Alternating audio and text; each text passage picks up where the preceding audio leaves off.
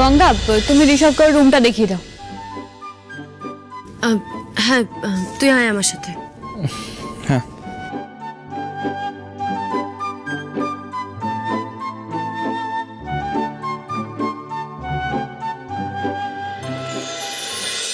এটা কি করছেন আপনি? কেন, কি হয়েছে? কি হয়েছে মানে? এত বড় একটা অ্যাক্সিডেন্ট হলো, ঝাল লণ্ঠনটা আপনার হাতে পড়তো, তাহলে তাহলে কি হতো? আর আপনি এটা নিয়ে যাচ্ছেন, একবার আমার কথা ভাবলেন না? দেখুন, জীবনে আমি অলরেডি খুড়িকে একবার হারিয়ে নিঃস্ব হয়ে গেছিলাম।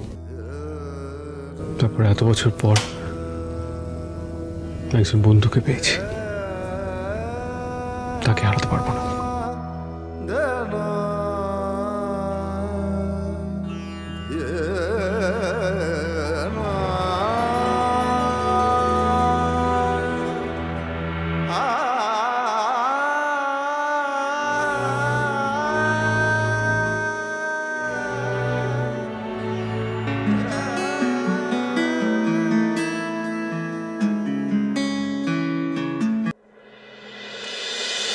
হ্যাঁ বলো। ইনফর্মার ছিল সবিতা, রুক্মিণীর নার্স।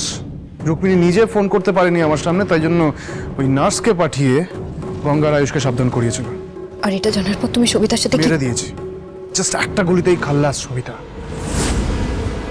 আর পুরো ঘটনাটা যেহেতু রুক্মিণীর সামনে ঘটেছে, সেহেতু রুক্মিণী এখন ভয় একেবারে সিটিয়ে আছে, আর কোনো বেগরবাই আপাতত করবে না। এনিওয়ে, এবার তুমি বলো তোমার কি প্ল্যান রুশালি? আমি জানতে চাই তুমি কি করছো।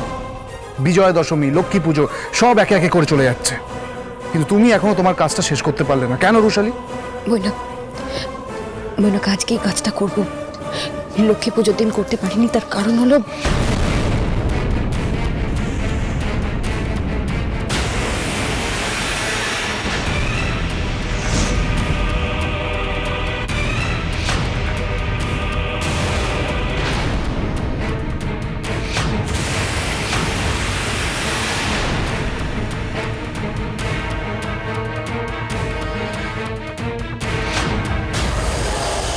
What the hell!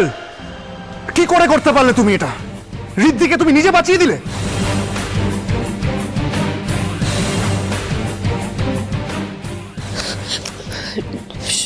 শোনো না, বলছি আমি তোমাকে পরে ফোন করছি, রাখলাম।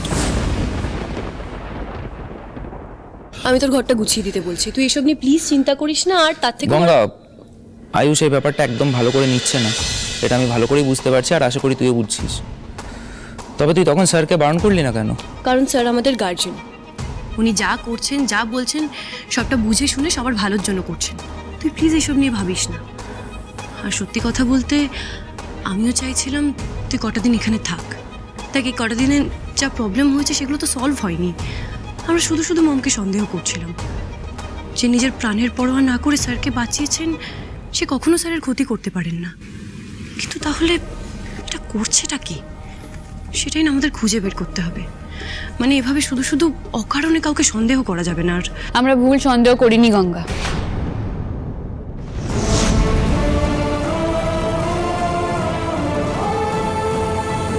মানে রিদ্ধিমান বাবু, আপনি কি করছেন এসব কষ্ট করে? আমায় দিন, আমি যাচ্ছি। আমি এটুকু করতে পারবো না? আপনি যান, ফ্রেশ হয়নি। আমি বলছিলাম কি যে কোনো কথা না, বললাম না গিয়ে ফ্রেশ হয়নি। আচ্ছা শুনুন, আমি এখানে এই যে প্রসাদটা আছে আমি টেবিলে রাখছি, আপনি একটু বাড়ির সবাইকে দিয়ে দেবেন। বাড়ির আর কাকে দেবো প্রসাদ? কেউ তো নেই আর বাড়িতে। রাহুল দুটি ফেরার পর থেকে তো এদিকে আসেইনি। বাড়ির সবাই মানে আমি বাড়ির মেম্বার বা রিলেটিভদের কথা বলছি না। এত বছর ধরে যারা এই সিংহরায় পরিবারকে আগলে রেখেছে তাদের কথা বলছি। আমাদের স্টাফ, আমাদের সিকিউরিটি গার্ড, ড্রাইভার, যারা বাড়ির কাছে সাহায্য করে, রান্না হেল্প করে, তাদের কথা। আমি চাই এবছর আপনি নিজে হাতে তাদের প্রসাদ দেবেন।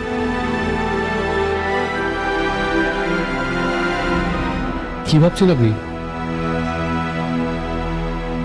এভাবে তাকিয়ে থাকলে কিন্তু আপনি আমার প্রেমে পড়ে যাবেন। আমি ফ্রেশ হয়ে আসছি।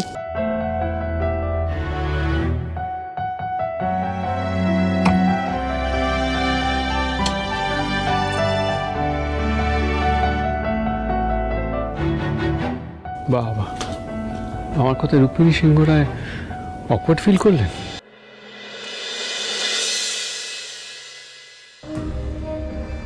তুমি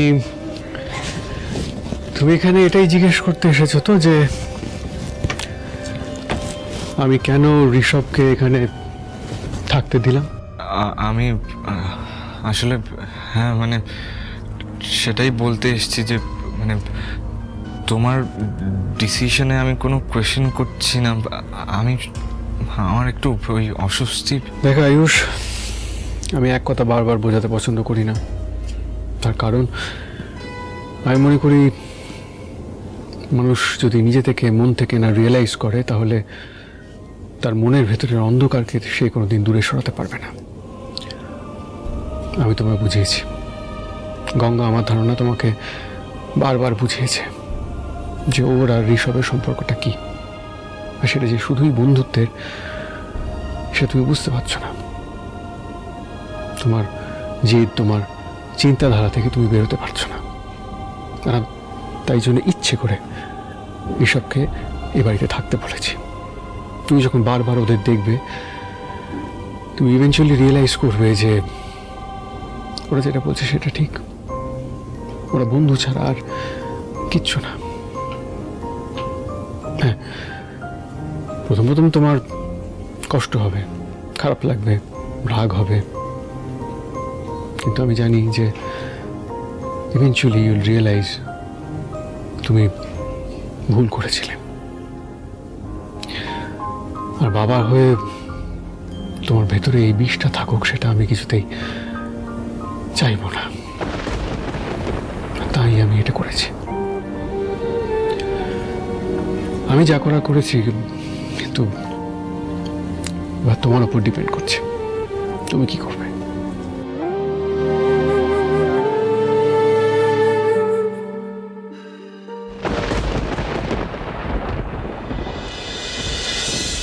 ঝাড়বাতির দড়িটা কাটা ছিল।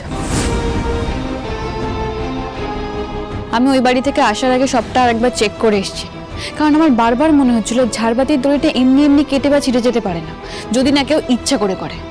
কিন্তু সেটা কি করে হতে পারে? এটা সেই করেছে যে এটা প্রমাণ করতে চেয়েছিল যে সে জাম্বোর ভালো চায়।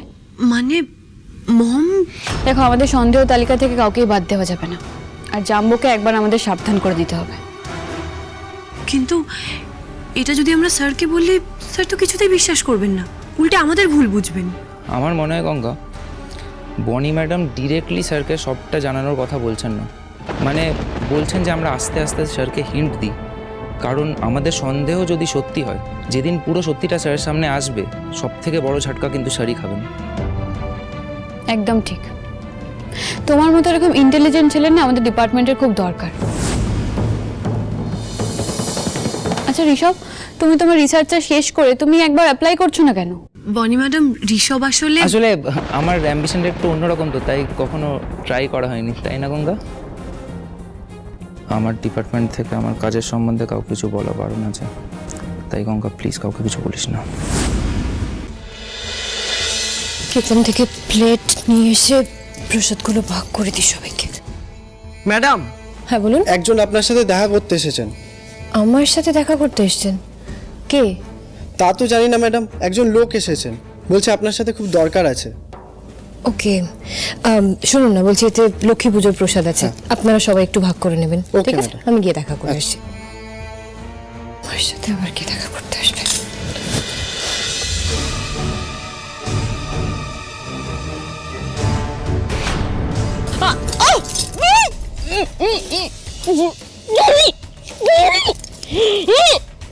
ছাড়ো ম্যাডাম, কি করছোটা কি তুমি? কি করছি?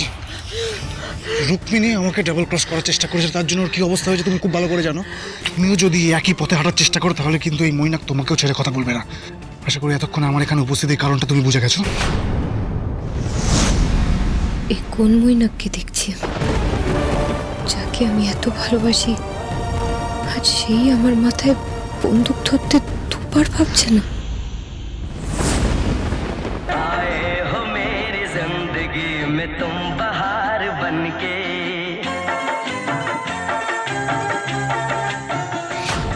একটা ওষুধ গার্ডেনে রেখে গেছি, এটা ঋতিককে দিলে ওর হার্টবিট চিরকালের জন্য বন্ধ হয়ে যাবে।